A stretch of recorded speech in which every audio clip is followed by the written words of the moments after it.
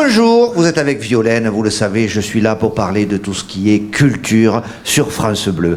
Aujourd'hui, on va parler cinéma. Cinéma et plus exactement cinéma avec une actrice que je reçois et qui s'appelle Linda Ferlendon, dont le vrai nom est Claudine Moulard, qui est star du porno dans le Gers. Bonjour Linda. Alors Linda, quel a été votre premier grand rôle? Celui qui a servi de déclic à votre carrière? Faut dire, j'ai toujours une espèce de classe naturelle. Ah ben ça, on l'entend qu'à la voix. Tu disais, putain, enculé, avec ton cul, tu pourrais faire le cinéma. Comme quoi, des fois, ça démarre sur des rencontres Et intellectuelles. c'est comme ça que j'ai décroché un rôle. Je faisais le rôle de la secrétaire de direction d'un premier long métrage érotique. Exactement, érotique informatique, qui s'intitulait « Change-moi la cartouche ou l'imprimante ». Un film qui a obtenu le premier prix de la pièce jointe au Festival du sexe et de la clé USB, à Sablé dans la Sarthe, un festival créé jadis par M. Fillon. Ah oui, sacré Fillon, normal qu'il fasse un festival de Fillon. Alors, et puis vous enchaînez, je crois, avec le mémorable... Oui, alors évidemment, là, ma carrière a pris une autre vitesse, parce que je me suis je me suis mis à jouer le rôle... Je ne peux pas savoir. À jouer le rôle du champ de blé.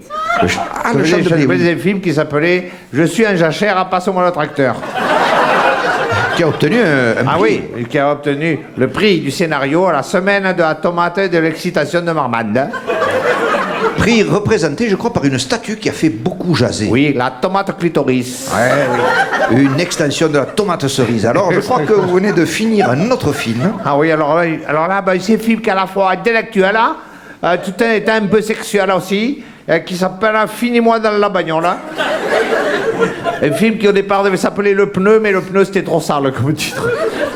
Vous passez avec bonheur du style conceptuel contemporain au cul informatique. Exactement, moi je dis, vous savez, ce ne sont pas ceux qu'on croit qui sont les pirates. Prenez par exemple un curé de Lyon. Chut, non, s'il vous plaît, s'il vous plaît. On peut pas, on ne doit pas d'ailleurs. Bon, mais il y a d'autres exemples. Racontez-nous plutôt vos tournages, vos films intellectuels. Alors, qu'est-ce que c'est la différence entre un film intellectuel et un film de cul? Ah ben justement, on c'est la que dans un film intellectuel, on se prend la tête quand on joue, dès que ça arrête de tourner, on parle de cul. Oui. Alors que dans les films de cul, dès qu'on arrête de tourner, on fait des débats. Alors, parlons donc des films érotiques. Alors là, mais alors les films érotiques, ça se sait Comment pas. ça se passe déjà? Mais on ne peut pas arriver. Par exemple. Parce qu'il y a une répétition, je suppose. Mais bien sûr. Par exemple, moi, au début, la première fois où je suis arrivé pour jouer dans le premier film, j'arrivais en me disant, bon, mais je me préparerai, je tournerai. En fait, il faut être préparé avant. Oui, c'est un peu comme les voitures avant la course, quoi. Voilà. On chauffe les pneus. Voilà, on chauffe les pneus, on fait ce que ça s'appelle warm-up. Vous voyez? Alors, moi, avec mon mari, on fait un warm-up, il me chauffe. Il faut que j'arrive, que je sois déjà chaude, quoi. Et au niveau de la voix aussi. Parce qu'il y a plein de petits on ne peut pas parler comme une pétasse. bien sûr.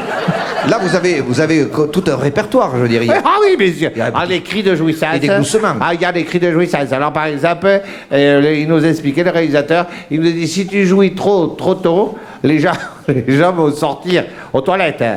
Et il faut... Ça fait moins de monde dans la salle. Voilà. Il faut que ça monte, Bon, très bien. Alors, on jouit, au début, on jouit comme qui jouirait pas, vous voyez. On est distraite, hein. Et puis après, ça monte. Vous êtes inspiré dans une ferme du Gers, je crois, hein, entre les pentades et les truies. Bon, parfait. C'est magnifique, on se régale. Alors tout ça... D'ailleurs, vous me parlez de ça, vous savez que j'ai eu très peur. J'ai lu dans le journal, vous savez, tous ces canards qu'ils ont massacrés pour la grippe aviaire dans le Gers.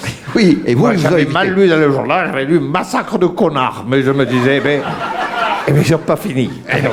C'est que des canards. Comme quoi, on peut vivre et travailler au pays, et vous en êtes un bel exemple. Ah ben ça, bien sûr, je suis content de jouir sur commande, pratiquement.